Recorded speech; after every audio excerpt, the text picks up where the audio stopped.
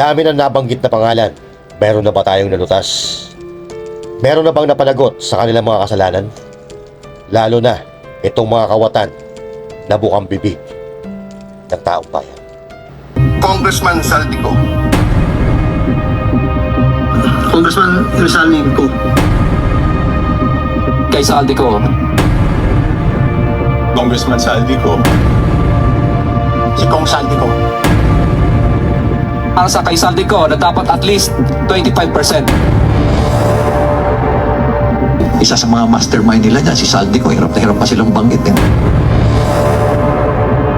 Budget ng Pilipinas ay hawak lang ng dalawang tao.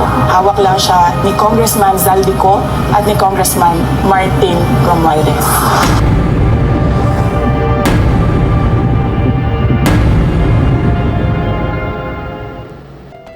Pinatutulog pa ba kayo ng mga konsensya ninyo na alam ninyo na inyong mga kababayan lumulubog sa baha, nag-iiyakan, yung iba nawawala ng buhay dahil inyong pinagnakawan?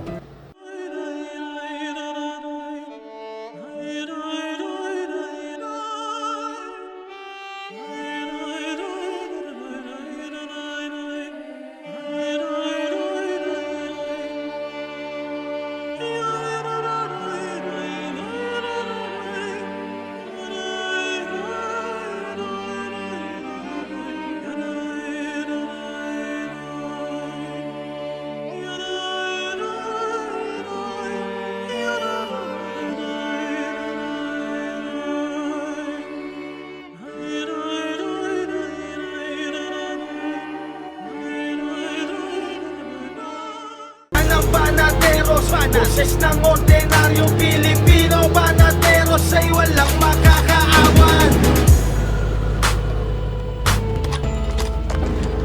Para ba siya nakapili? Ako nga pala si Kaya, ang mga otometo. At sabi ko, ganit, ang mga ganit. Kung hindi ka pa nakakapag-subscribe, i-subscribe mo na yan! Magandang araw mga banateros at mga kababayan sa iba't ibang panig ng mundo. Ako po si Master Judea. Tayo po ay nagbabalik para pag-usapan ang mahalagang bagay at balita na nangyayari sa ating bayan. Kahit sinong tao, hindi papayag na siya ay maparusahan sa kasalanan na hindi lang naman siya ang may kagagawan. Nagbigay siya ng babala sa kanyang mga kasabwat, mga kababayan. Ito po, si Saldico, mayroon pong babala. Martin Romualdez at Saldico ang matunog at lumalabas na pangalan na di umano ay pasimuno ng kawatan sa Pilipinas. At matapos mailabas ang kanilang mga pangalan, kanya-kanya silang rason at kanya-kanya silang hugas ng kamay. Sa puntong ito, nilaglag na ng mga amo niya si Saldico at ngayon siya ang itinuturong mastermind sa nakawan na ito. Lahat ng daliri ngayon ay nakaturo kay Saldico. Pero maniniwala ba kayo na kaya niyang gawing mag-isa ito? Ako, hindi ako naniniwala. Lalo pa at unti-unti nang kumakanta si Saldico kahit wala sa tono. At dito sa video na ito, malalaman natin kung sino talaga ang tunay na dapat managot at kung kanino dapat manggalaiti ang mga Pilipino. I categorically deny these baseless accusations. I did not mastermind, tolerate, or allow any supposed last-minute insertions and items in 2025 GAA. All items in 2025 GAA, including those stated in the corresponding bicameral report, were approved at plenary sessions and following the collegial process of both houses and Congress. It is impossible, if not absolutely impossible, that I, on my own, could make any supposed insertions without any knowledge or approval of both chambers of Congress. The 2025 GAA was eventually signed into a law by the President after what as member or the House of Representatives understood to be thorough scrutiny by His Excellency of each and every item to ensure that everything is in order. So ang ibig niyang sabihin, mga kababayan, ay simple. Hindi daw siya ang mastermind at bago daw ito maipasa ay pipirmahan ito ng representante ng Senado, representante ng Kongreso, sa pangunguna ni Grace po at noong dating Speaker Martin Romualdez. At bago ito maging batas, binusisi daw nila ito para masiguro na lahat ng nakasulat sa bicameral report ay tapat at walang kaduda-duda. At pagkatapos daw noon ay uling pinirmahan ng Presidente ng Pilipinas. So ang tanong, sino ang mastermind? Huwag nyo nang bilugin ang ulo ng taong bayan dahil maliwanag na may nangyayaring nakawan at kayo ang itinuturo ng ebidensya at papunta na sa inyo ang mga investigasyon. Ito pong statement ni Saldico ay indirect message sa mga kasabwat niya na hoy, maghinay-hinay kayo sa paglalaglag sa akin dahil pag nagkataon, idadawit ko kayo dito at ikakanta ko ang mga pangalan ninyo. Yun po ang ibig sabihin ni Saldico dito. Nauga na po ang puno, mga kababayan, at medyo bumoboses na si Saldico at sabi niya, hindi siya ang mastermind. Idinawit niya na dito, indirectly, si Speaker Martin Romualdez at si Pangulong Bongbong Marcos Jr. Kumbaga, pag pinag-usapan natin tong sinasabi po ni Saldico, na hindi naman ako mastermind dito si Sergio. Oo, yun na nga. Opo. Kaming lahat. Binalik Parang na naman niya sa Kamara. Pati sa pangilang Presidente. ulit na. Pati sa Presidente actually, pati si Pangulong Marcos Jr. madamay na dito. Sinabi niya, alam niya, pinagbutuhan naman natin to, di ba? It was signed by the President. May ganun siya. Pinirmahan ng Presidente to Nakita niyo yung depensa niya? Oo. Oo. Sabi So, niya, hindi ko to magagawa without the knowledge and approval of both chambers of the houses. May punto siya. Alam mo yung ganong tinatawag nilang ka-corrupt na budget, isang tao lang ba gagawa nun? I have to agree with him. Hindi pwedeng mag-isa lang siya. Sabi ng mga dito, kinakampihan mo na si Saldico. Hindi ko siya kinakampihan. O banggitin mo doon yung pangalan ni Romualdez. Pinabanggit ko ngayon. Ayun na nga yung sinasabi ko kanina. Kung hindi natin mapapauwi si dating Congressman Saldico, baka po pwede nating ipatawag at pagpaliwanagin yung mga sinasabi dito ni Saldico na mga hindi ko kaya mag-isa to.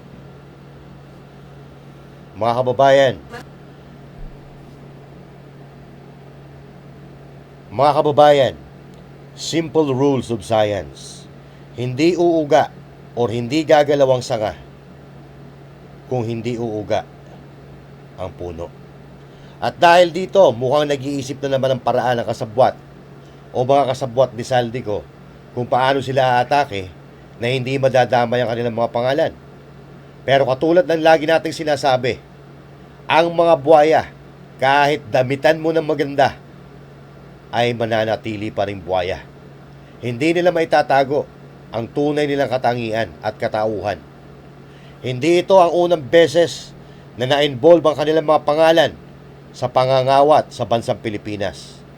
Actually, yan po ay nakatala sa history ng Pilipinas na kahit itago pa nila, normal na lalabas dahil ito talaga ang mga gawain ng pamilya nila.